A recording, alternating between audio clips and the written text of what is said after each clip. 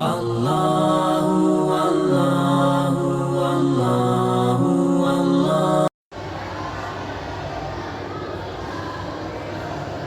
اللہ الرحمن الرحیم۔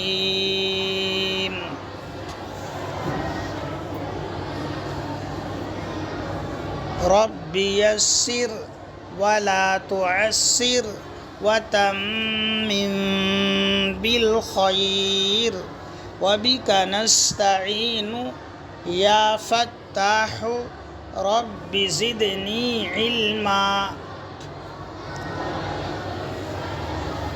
تختی نمبر 4، یا مدہ کی تختی، یا جس پر جزم ہو اور اس سے پہلے زیر ہو تھوڑا کھینچیں اور معروف پڑھیں۔ طلباء کو سمجھا دینا چاہیے یا کے اوپر جزم ہے، جزم کی شکل بھی بتا دینا، جزم کی شکل بھی بتا دینا۔ یا پر جزم ہو تو یا ساکن کہتے ہیں، واو پر جزم ہو تو واو ساکن کہتے ہیں، جس حرف پر جزم ہو اس کو ساکن کہتے ہیں، یہ بتا دینا۔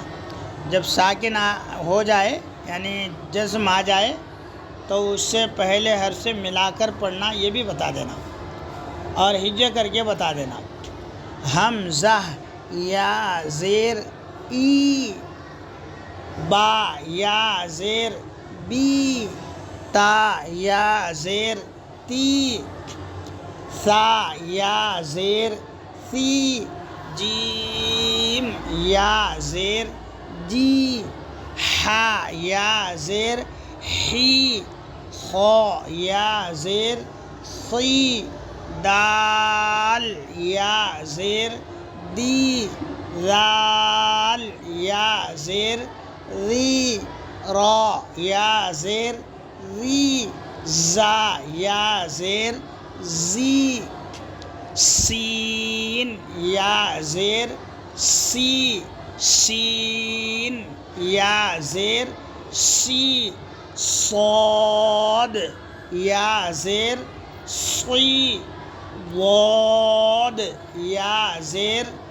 غی، طا یا زیر طی، وا یا زیر غی، عین یا زیر عی، غین یا زیر غی، فا یا زیر فی، قاف یا زیر قی، کاف یا زیر کی، لام یا زیر لی، میم یا زیر می، نون یا زیر نی، واو یا زیر وی، ہا یا زیر ہی، حمزہ یا زیر ای، یا زیر ای۔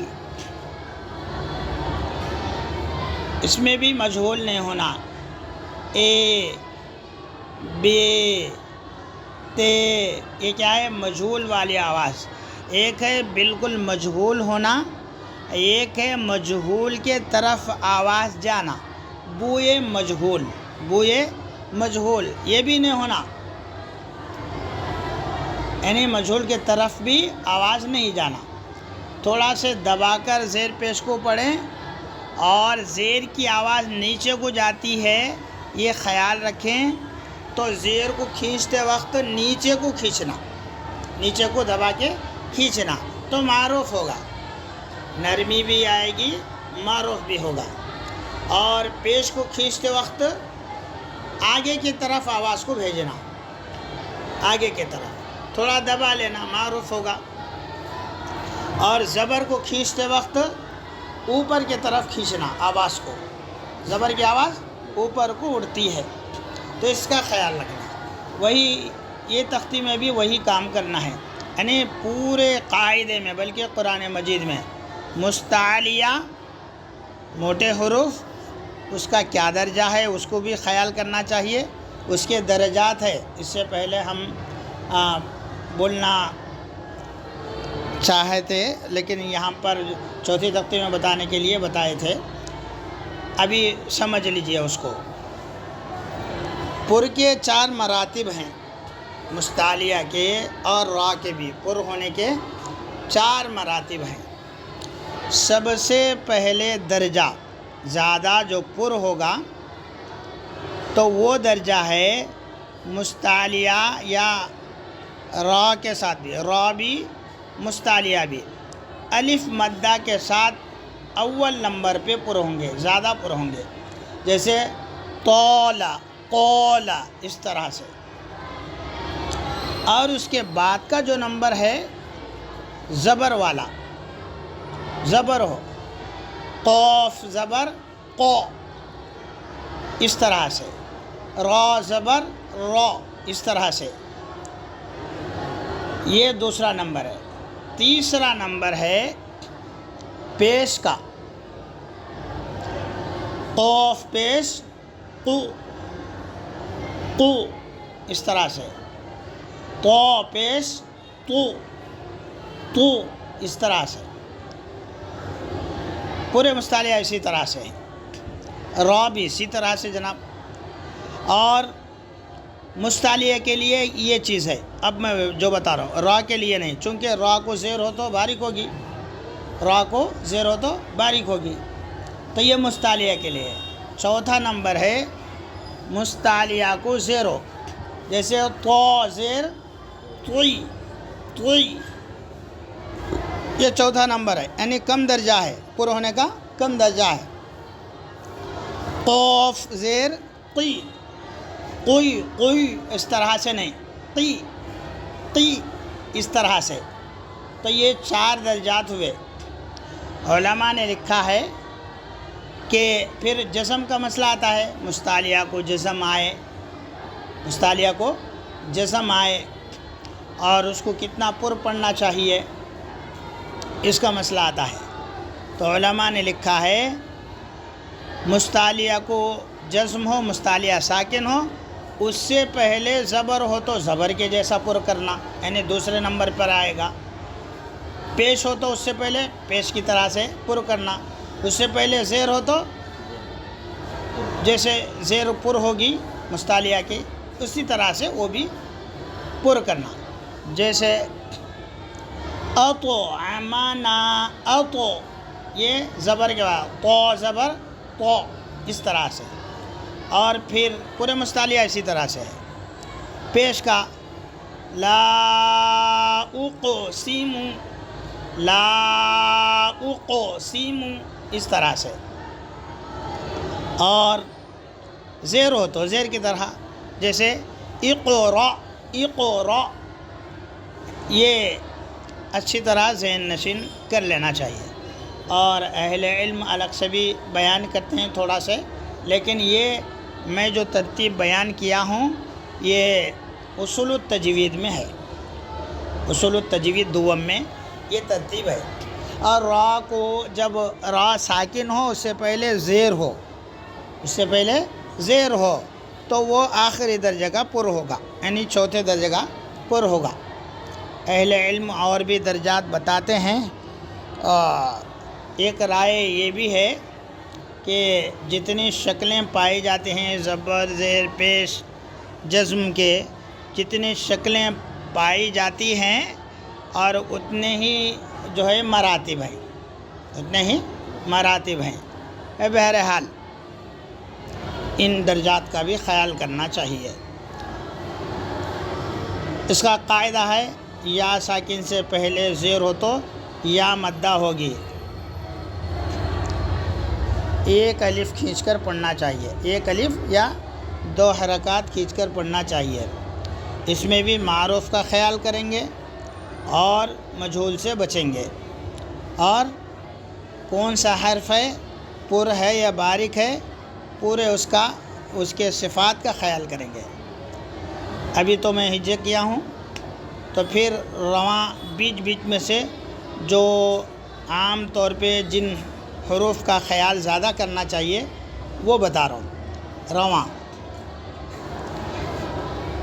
سی، سا یا زیر سی، اور سین یا زیر سی، صاد یا زیر صی، ان حروف کو بالکل اچھے انداز سے واضح کرنا.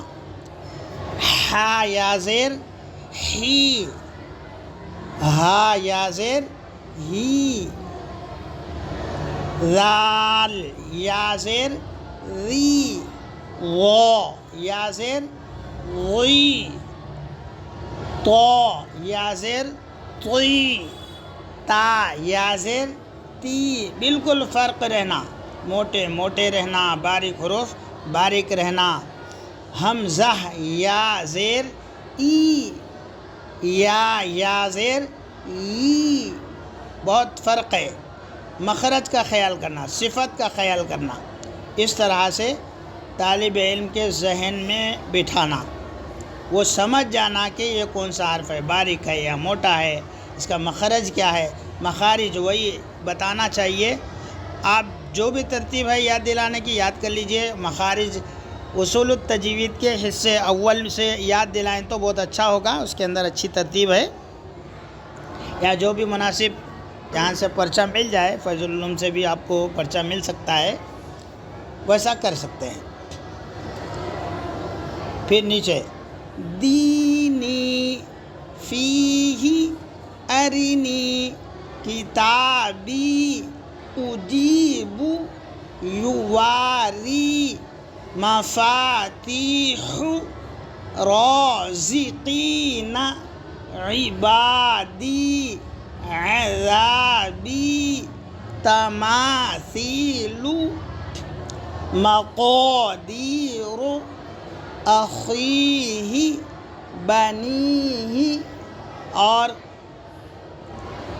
کبھی سیدھا سننا، کبھی نیچے سے اوپر، اوپر سے نیچے، اس طرح. بنیہ تماثیل رازقین کتابی عبادی مقادیر اجیب. اس طرح سے، یعنی دائیں سے بائیں، بائیں سے دائیں. سبق سنانے کے بعد اس طرح سے طالب علم کو پوچھنا، ہمیں سمجھ میں آ جائے گا کہ یہ سبق ذہن نشین ہے یا نہیں ہے. جب زبر کی تختی، زبر زیر پیش یعنی تیسری تختی مکمل ہو جائے تو آپ کو کسی طالب علم کے بارے میں شک ہو کہ آپ صحیح جو ہے یعنی ذہن نشین ہے یا نہیں ہے، تو قرآن پاک نکال کر زبر زیر پیش والے جو الفاظ ہیں قرآن پاک میں سے ڈھونڈ کے نکالنے کے لیے ایک صفحہ دینا طالب علم کو. تو جتنے زبر زیر پیش کے جیسے فعالہ ہے، شریبہ ہے، اس طرح کے جو بھی الفاظ ہیں، سدوسو ہے، یہ قرآن مجید میں اس طرح سے الفاظ آئیں گے. پورے صفحے میں سے 2 صفحے 3 صفحے ڈھونڈ کے وہ الفاظ نکالنا، وہ طالب علم اس کو ادا کرنا.